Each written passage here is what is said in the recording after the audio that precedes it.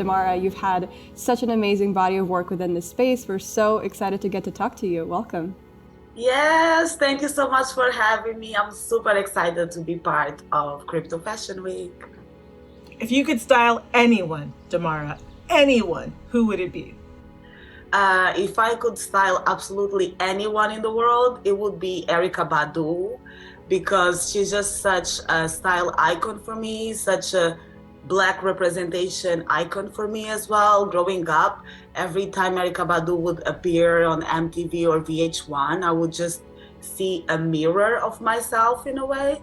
And also Bjork, definitely. If I could have a baby, the ideal person that I would style would be a baby between Bjork and Erykah Badu.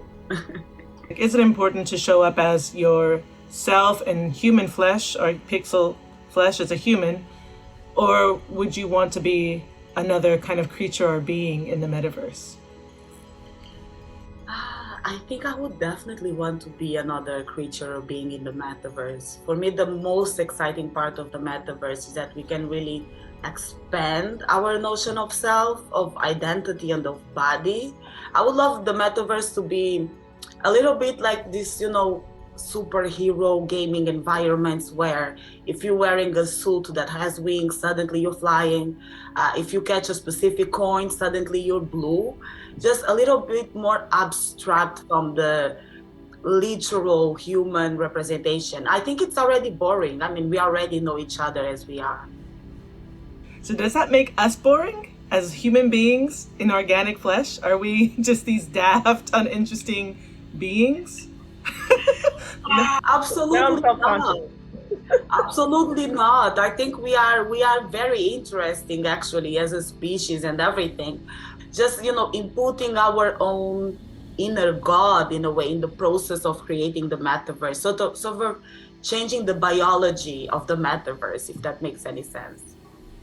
It totally does. I think it's also nice to draw the parallel between our physical reality and where our mind exists, which is usually in this ephemeral space that takes us into dream world for a third of our life. Do you think digital fashion can help us aid in the process of moving away from more Eurocentric ideals of what beauty looks like and give people the freedom to actually express where they come from, their backgrounds, and how they'd like to show up in the world? Oh, that's a juicy question. That's a very controversial question.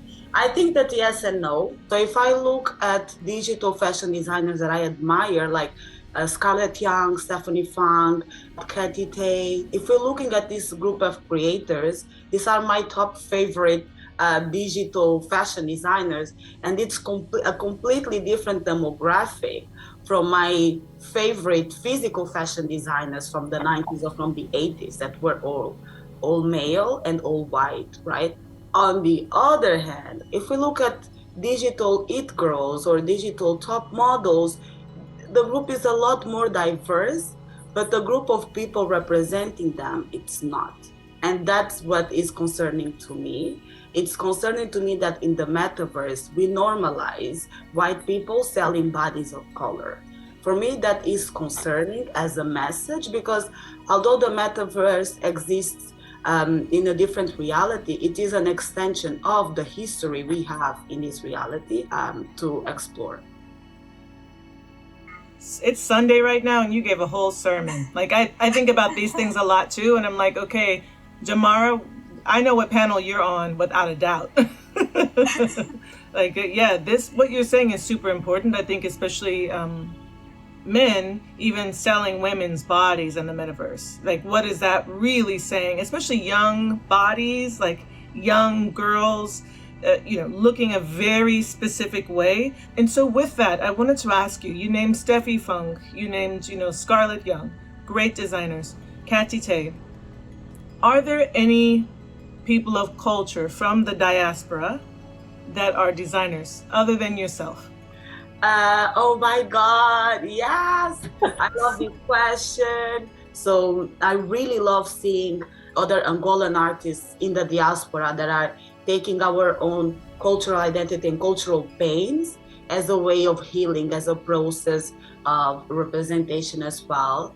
There is another artist that I really love, and it's Gabriel Massan. His work is amazing. He's from Brazil. So he talks a lot also about the African culture in Brazil, the representation in Brazil. When we collaborated on a project for Spectacles 3 with Her Visions, in my project Kazumbi, he developed his project that was Quilombo. And Quilombo were basically places where when slaves would run away in Brazil, they could go hide in Quilombos. So slaves would leave little marks in secret places so that every slave that ran away from slavery would know how to go to a Quilombo. And he creates these digital spaces that reflect that idea of belonging and that idea of comfort.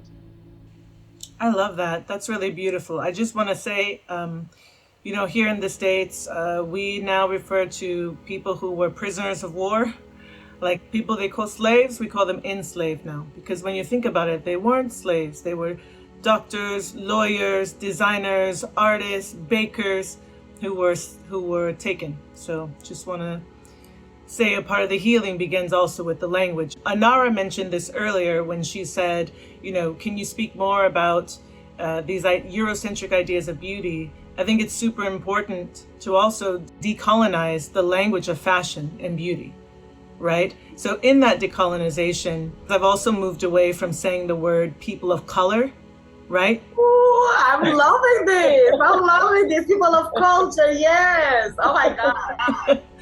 Because it's actually more respectful of everyone, but specifically the people they mean to center in the conversation.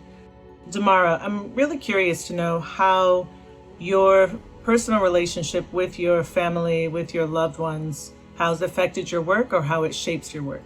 I'm specifically interested in the relationship between you and your mother. Oh, damn, another juicy, controversial question. It's such a long journey. My mother is the absolute hero of my life. She was born in colonial Angola.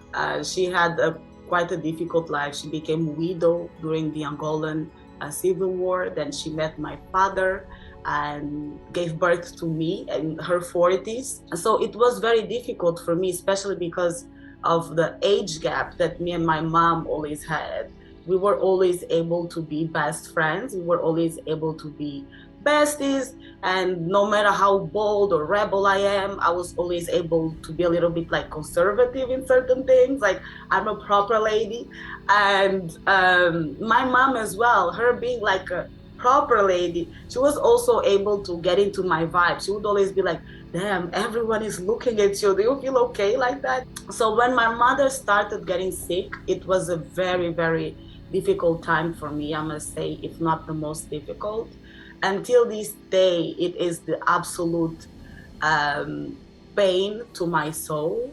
The fact that my mom has Alzheimer's, the fact that from the moment that I was 16, I was fully aware that in a few years, she would not remember my name anymore. And especially the fact that the last time that she actually said my name was around 8 years ago. So sorry, I'm getting a little bit emotional. So it's a little bit of, it's a very hard emotional journey, but it's also a journey that allows me to try and connect with her in different ways. That's where fashion enters a lot, because my mother was always super vain, always with the red lipstick, always with the Chanel Allure perfume, like that's totally her vibe. So I have a huge collection of all of her blazers and power suits, and I love wearing them, So there are many ways of creating that connection. For me, another way is the notion of memory, the notion that memory exists and theoretically exists forever. So I love having a very strong fingerprint in the metaverse because early Alzheimer's is genetics. I don't know if 25 years from now I will be having early Alzheimer's as well, but I'm sure that my children, my offspring, will be able to see all the cheeky comments that I made in the past. So it's definitely the notion of memory, permanence, and there was something else, but I kind of forgot it. Damara, thank you for bringing your juice. Thank you for bringing your rich stories to us. We have definitely enjoyed being in conversation with you. Please don't let this be the last time that we connect and have these moments. You've filled my heart immensely. Yeah, super excited. Thank you so much for having me, guys. Damara, thank you for joining us. We've loved being in conversation with you. Please tune in for our next conversation. We have a very special guest. We won't say who it is yet. You'll just have to tune in to see. Thank you. This is Crypto Fashion Week 2022. We appreciate you being here.